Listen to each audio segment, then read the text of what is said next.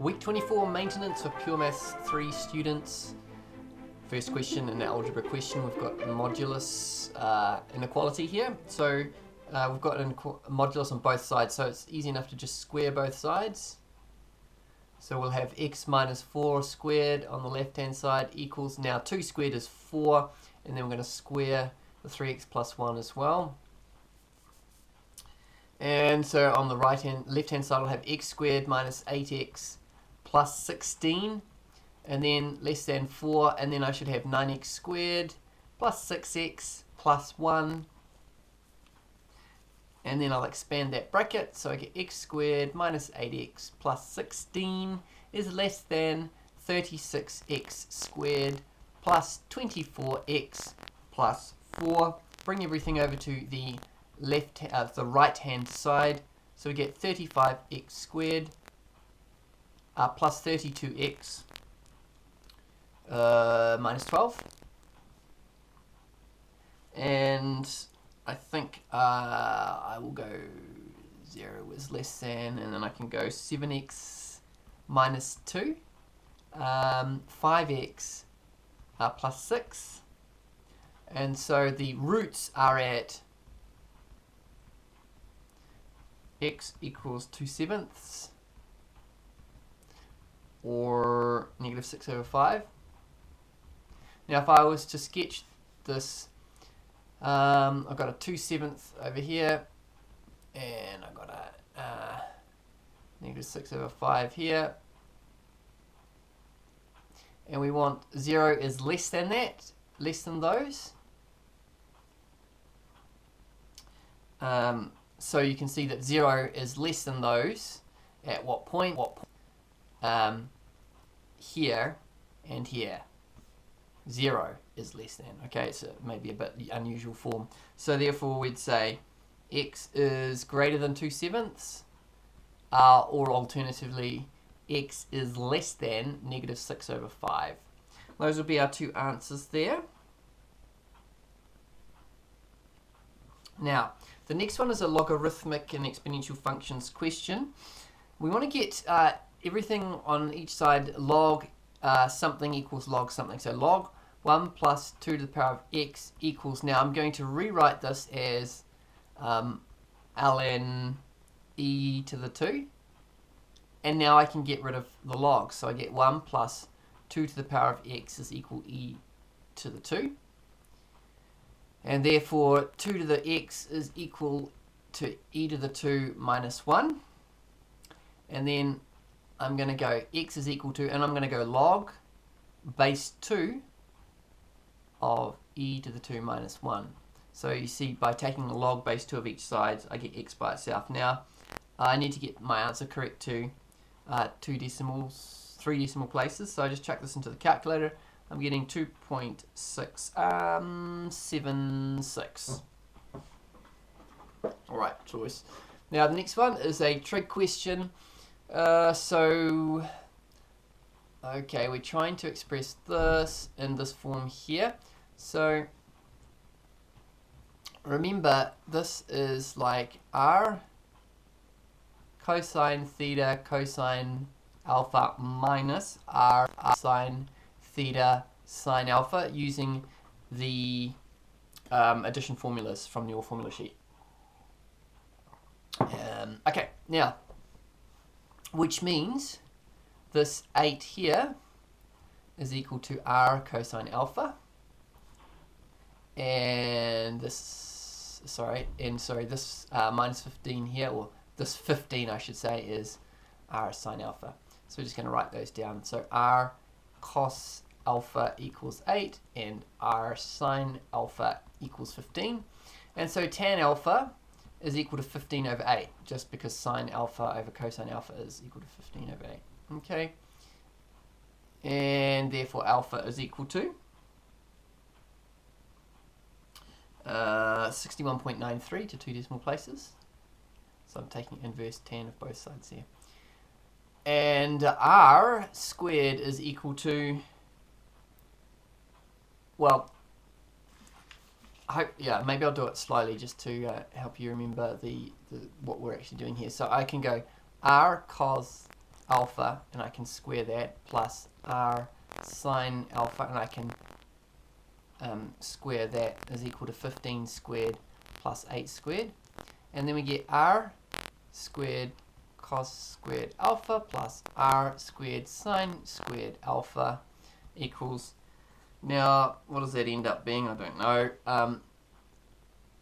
We'll just leave it like this for now. And you can factorize out r squared, and you get cosine squared alpha plus sine squared alpha, which of course is equal to 1. Okay, so you can just get rid of that because 1 times r squared is r squared. So you get r squared is equal to 15 squared plus 8 squared, and so r is equal to the square root of 15 squared plus 8 squared. And this gives us r is equal to 17. So our what we therefore have is 17 cos theta plus 61.93 is how we're going to write this. And we now are able to use this to solve an equation.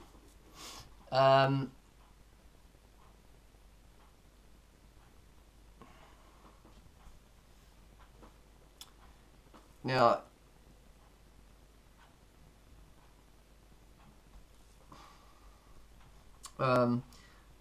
you can see that we've replaced the theta with 2x. So there's a couple of ways of doing this. I'm probably just going to go, I'll rearrange this here. So if we're doing 2x, then I guess we're looking up to, oh, but yes, we're also adding the 61.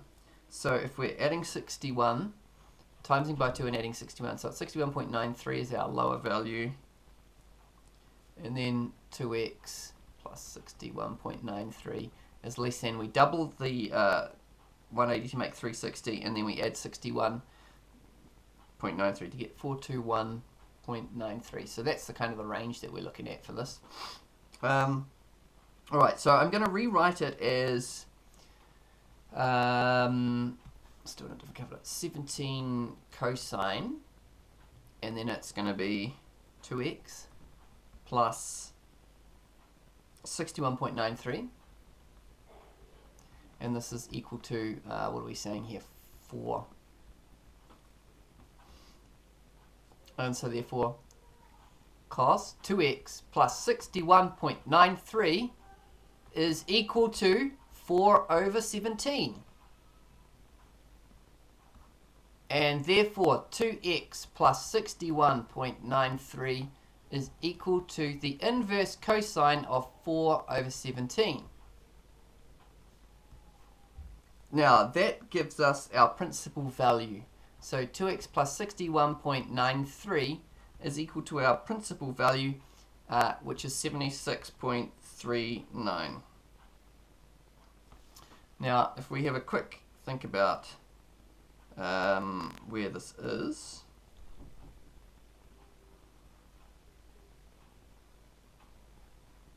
we know that this is 180 here, this is 90 here, so 76 is here, and you can see within the range we're going to have another one over here. This is 360 here, and I guess this will be 450 here. So I don't think we're going to, hang on, 70, maybe there will be another one. We'll just check that when we get to it. Okay, now that means that, so this one here is 76.39. To get this one, we're going to go 360 take away 76.39, which gives us 283.61. Now this one here is simply going to be, what will that be? 360 plus, that will be 360 plus 70, plus 76, no, what will it be? Yep, plus 76.39. And I think that one is going to be too high because we can only go up to, what did we say we can only go up to? 420. Where's our limit? Oh yeah, 421. Yeah, so that will give us 430 something, so we can ignore that one. That's fine. Alright, so next step is, okay, so we go 2x equals 76.39, take away 61.93, and so we get x is equal to, we divide that answer by 2 and we get 7.23. And then the other thing we could do is 2x equals, now this one here, which is 283.61, take away the 61.93, and then we divide that by 2. And we're going to get 110.8 degrees. Alright, so there we go. Those are the two answers that we should have there. Moving right along. Differentiation. So we've got a curve. The x point of P is equal to E, and the normal to the curve at P meets the x-axis at Q. Okay, so we've got to find the x-coordinate of Q. So we want to differentiate this. So I'm going to go u equals ln x, and I know that du dx is equal to 1 over x. Then I'm going to use, I'm using my chain rule here, so y equals u squared, and dy du is equal to 2u, and therefore dy dx is equal to 2u times 1 over x, which is 2 ln x over x. So that's what it should be differentiated. Now, the next thing I'm going to do is find the gradient at E. Gradient will be 2 ln E over E, which is 2 over E, which is 2 e to the minus 1. And therefore, the gradient of the normal is the negative reciprocal of that. So that would be, I'm going to use this because it's easier. I'm going to go e over 2, and then I'm going to, I guess I need to pop a negative in front of that, don't I?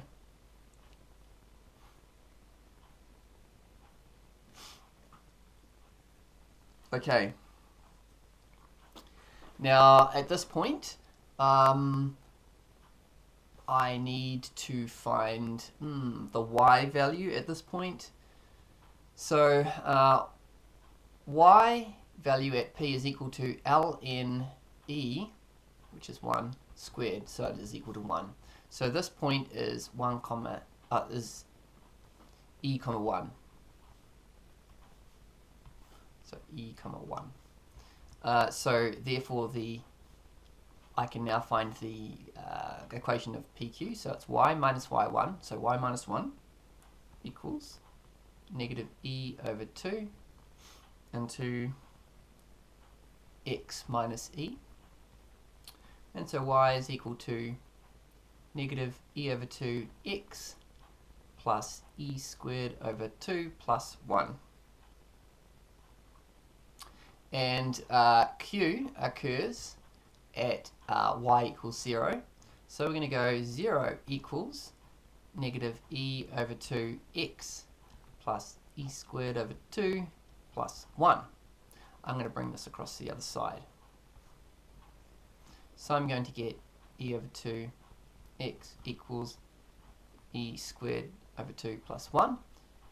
I'm going to times everything by 2.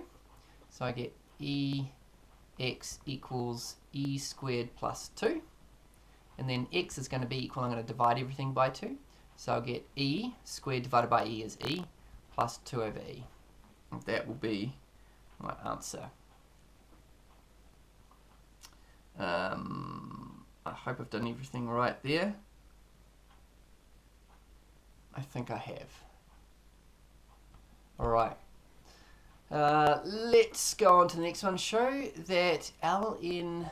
Oh, so this is integration. So I'm integrating ln dx equals x ln x minus x plus c. Okay, this is integration by parts. So I'm going to first start by going integration of 1 times ln x is equal to uv minus the integral of v du dx. Now over here I'm just going to define, so u equals ln x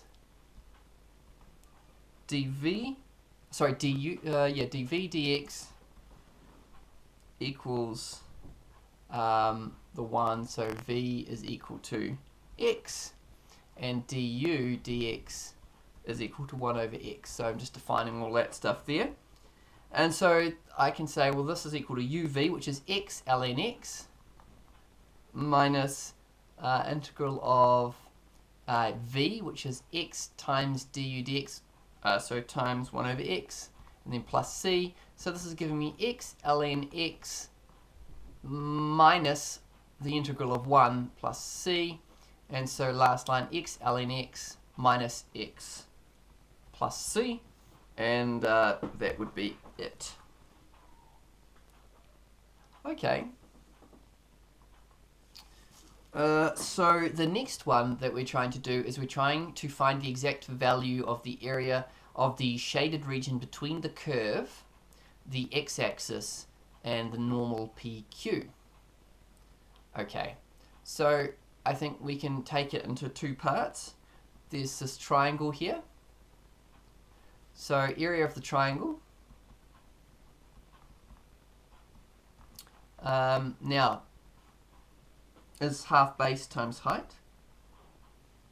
Okay, so the area of the triangle here, we know we're going from E to here, which is E plus 2 over E.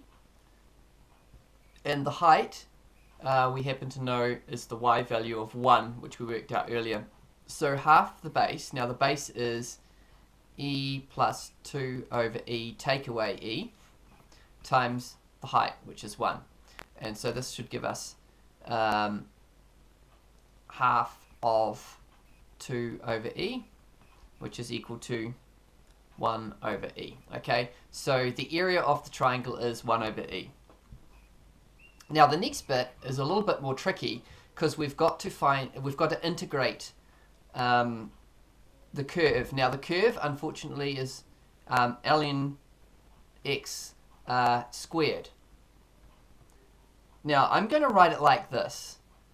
Not like that. I'm going to rewrite it. Now we're looking for between 1 and E. And you might be thinking, how do I know this is 1?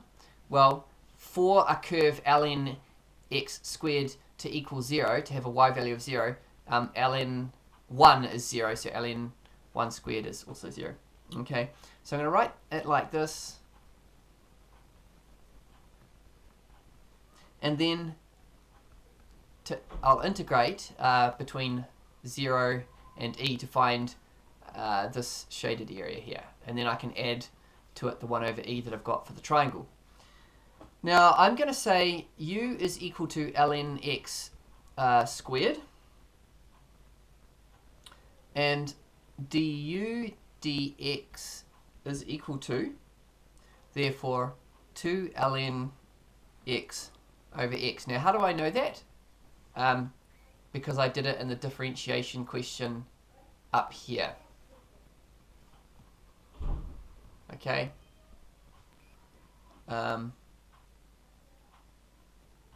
Okay. And I'm going to say v is equal to x, since this here is my dv dx. Okay. And now I can chuck this into my partial fractions. Sorry, not partial fractions, integration by parts. So, here we go. 1e of 1 into ln x squared dx. I'm going to go u times v. So this is ln x squared times x minus integral of, now this will be du dx times v.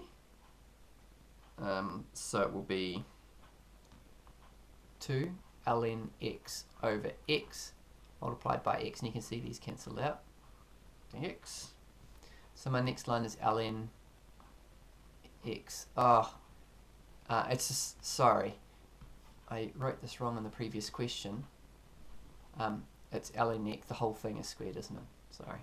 And I'll have an x in front of there. Then I'm going to integrate 2 ln x here, dx.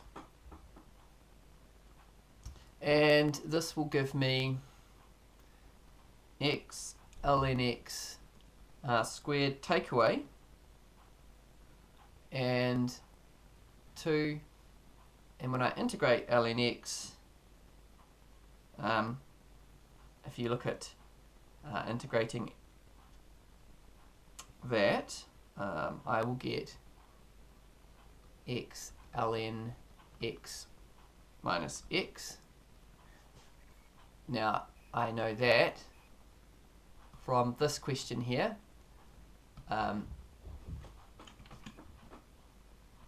when I integrate ln x I get this, and so if I'm integrating 2 ln x I'm going to have 2 times that. Okay, so that's where I get that from. So we've been setting up for this part of the question in the previous questions. So this will give me x ln x squared minus 2x ln x minus 2x. Now, because I've got limits of 1 and e, I'm just going to pop this whole thing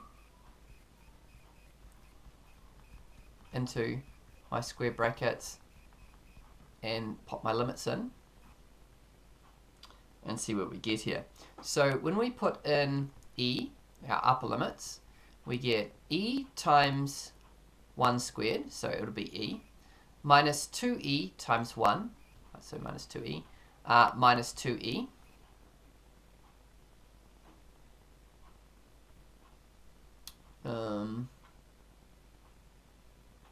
that should actually become a plus, shouldn't it? The reason is when we're multiplying here and here, so that should actually be a plus. So that will be plus 2e. And then I'm going to stick in my lower limits, which is 1. So 1 times ln 1. Now ln 1 is 0, which means we get 0 for that first term. We'll get 0 for the second term, and then we'll just get 2 for that last term there. So we should all together get e minus 2. So if we're going to pop in the total area, it should be those two ones that I've just put squares around. Total area should be equal to e minus 2 plus e to the negative 1, or 1 over e, and that would be our answer there. I hope that makes sense. It was a bit of a tricky one, wasn't it? Okay, now moving on to numerical solutions of equations. Sketching suitable graphs so there's one positive root. Okay.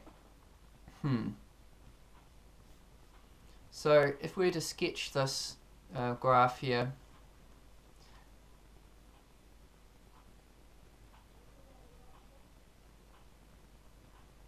this is the blue one, is y equals 4 minus x squared, so we've got a 4 here. And then this one here, e to the minus 1/2 x, well, it's going to cross at e,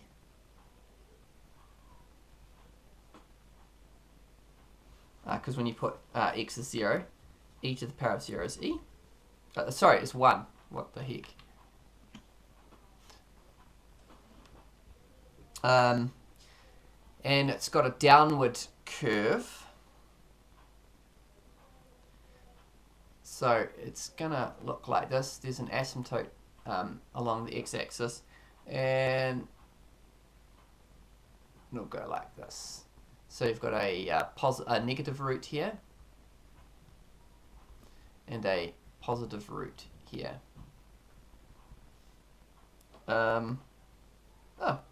That's all we have to do. Okay, probably in the exam there would be another part to this.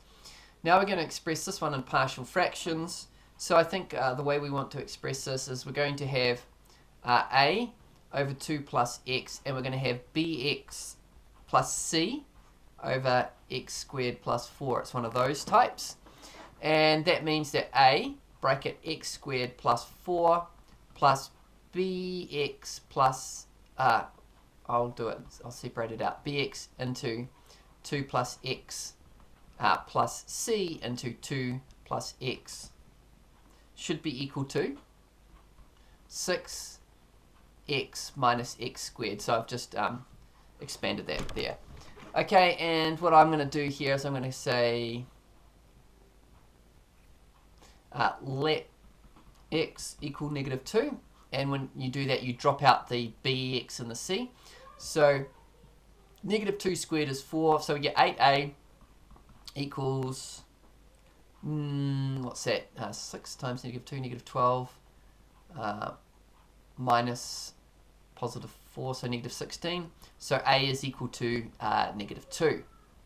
And let x equal 0. And so we get 4a, which is -8.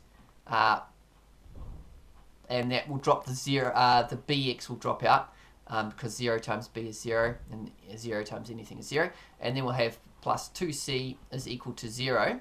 So c is equal to 4. And then we'll equate the coefficients. Now you can see that we have altogether just a negative x squared term. And we've got a positive 2a. So there's a couple of ways that we can get this negative x squared. So we've got negative 2x squared but with the a, and then we've got this times this. So I think b must be positive 1.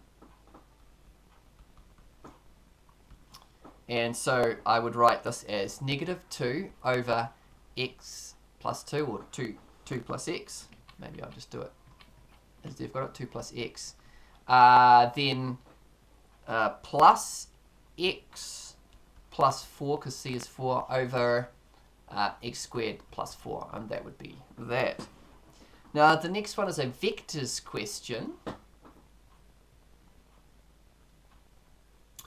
And we're trying to find the angle between these vectors. And so it's just going to be cosine theta is equal to, and we go 1 times 1, so we're looking at the values in front of the i's, plus now the j's, 1 times 3 plus k's, so 1 times 2, all over the square root of, and then we go 1 squared, 1 squared, 1 squared, that's the magnitude of this one, multiplied by the magnitude of the second one, which is 1 squared plus 3 squared plus 2 squared, right? And so then we can work out theta by taking the inverse cosine of this. So it's the inverse cosine of, on the top we're going to get 3, 4, 5, 6. On the bottom we're going to get square root 3 multiplied by square root 9, 14. Yep, 14. And then when we chuck this into the calculator we get 22.2 degrees. Okay. Now we're on to probably one of the harder questions, a differential equation question. Alright, let's see what we can make of this. Okay, so the water tank has vertical sides and a horizontal rectangular base as shown in the diagram. The area of the base is 2 meters squared. At time t, the tank is empty and water begins to flow into it at a rate of 1 meter cubed per hour.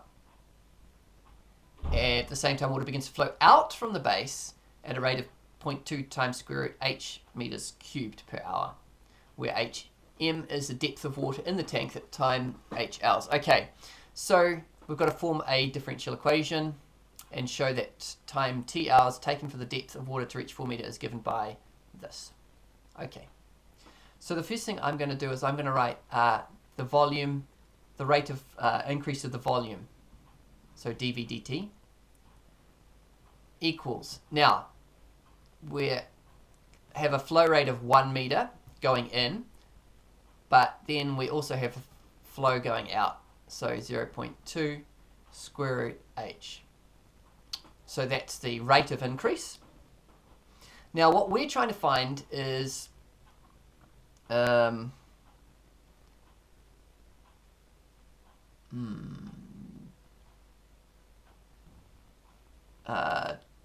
I think we're trying to find dt dh.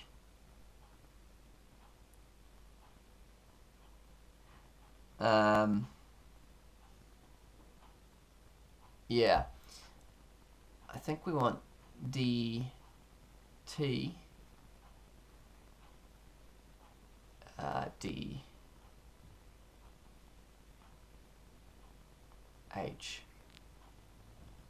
Think. Let's see what else we know. Well, we do know the volume is equal to 2h, because we know that the base is 2 meters and we know that the height is the other part of the volume for a cuboid. So we know that. And I guess that means that we know that dv dh is equal to 2. And dh dv is also therefore equal 1 over 2. Let's see what we need. So I guess we can get dh dt by going dv dt multiplied by dh dv.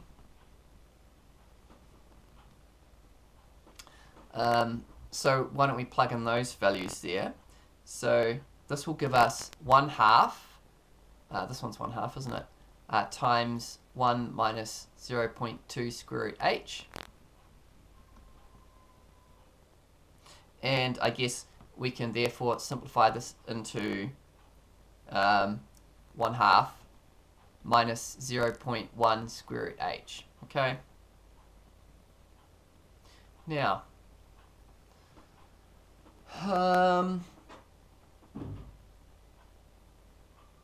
what we could do at this point, I'm just going to need some more space, I think. I've got dh dt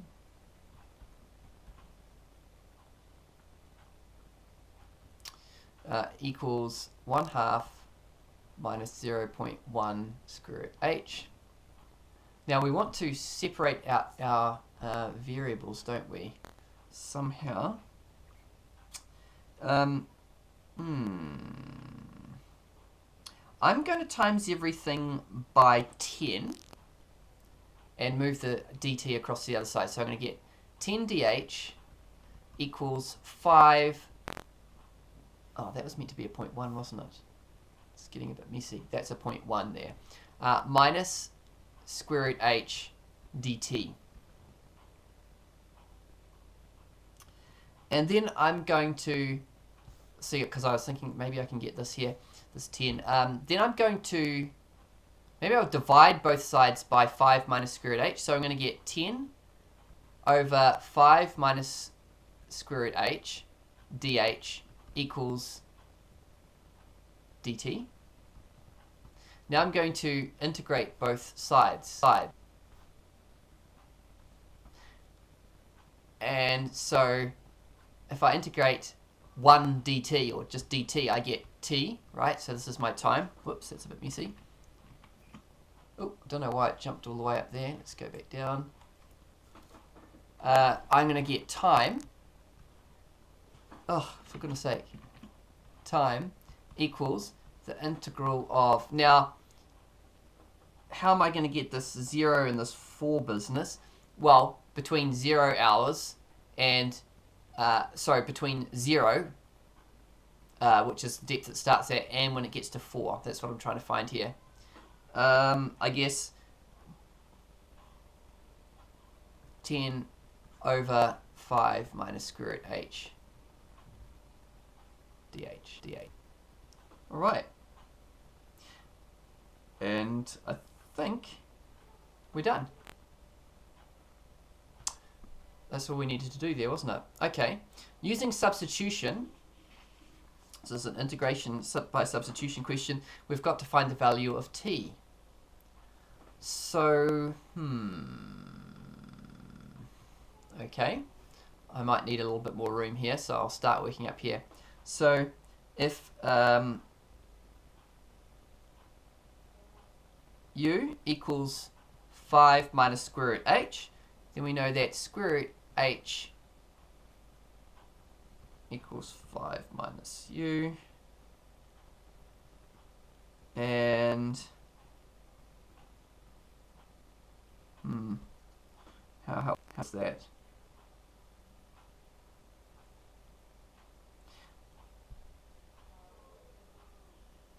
Well, I guess we can figure out what the different u values are. So if square root h equals, h equals 0, u equals 5, and h equals 4, u equals 3.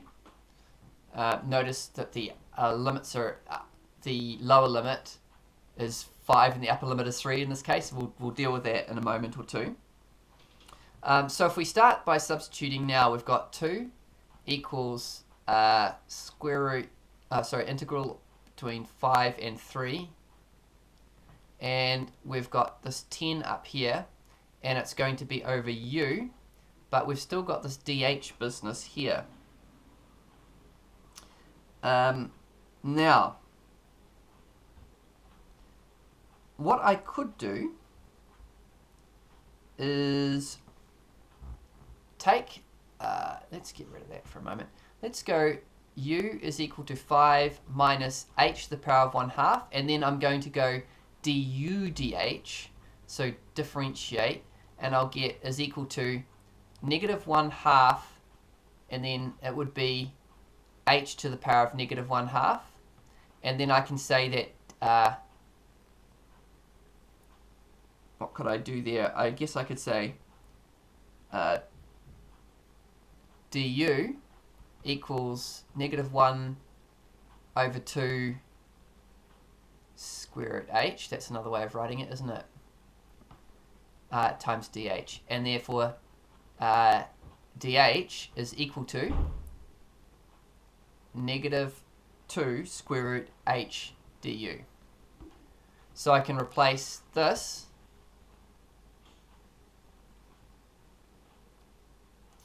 over there. So my next line could be t equals 5, 3, 10 over u, and we replace dh with minus 2. Now square root h, actually I didn't need to cross out that work that I did before. I knew I had a reason for it. I'm going to replace the square root h with 5 minus u, so into 5 minus u du.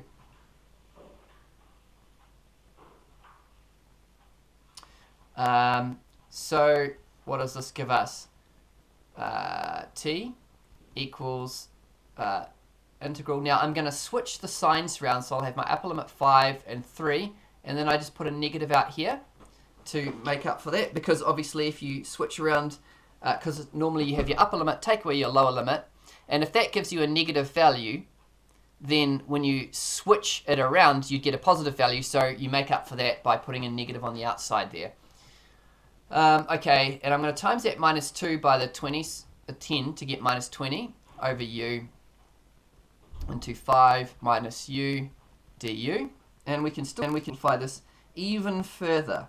So we get t equals the negative integral 3 and 5, and I'm going to get negative 100 over u plus 20u over u, which is just 20 du. And now I can use my square bracket. So negative 100 over u, when we integrate that, we're going to get, what are we going to get?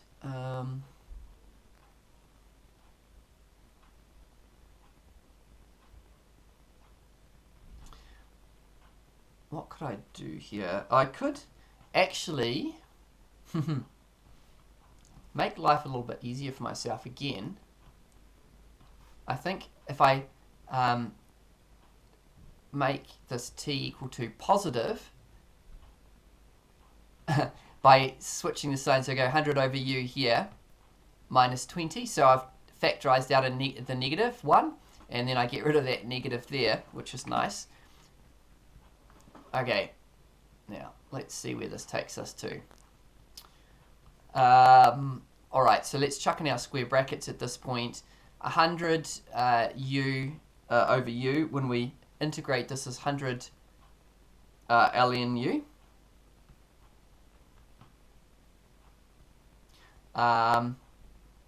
Minus 20 u, and then we're popping in our limits here, 3 and 5.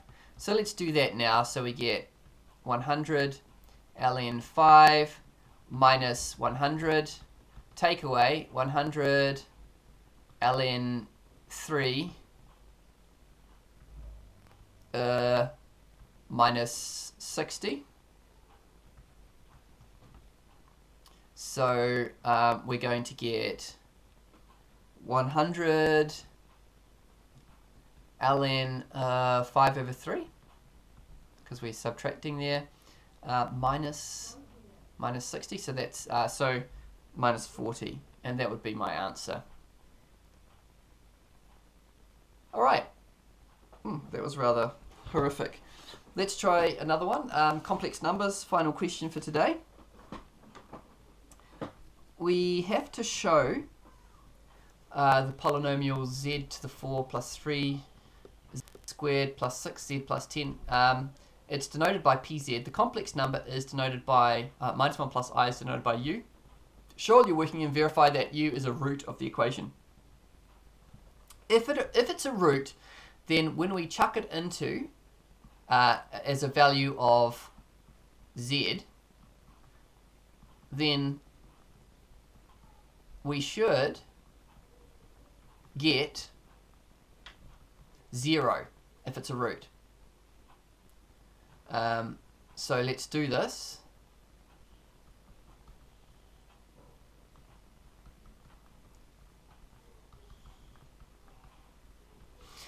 Okay, so what do we get here? I'm gonna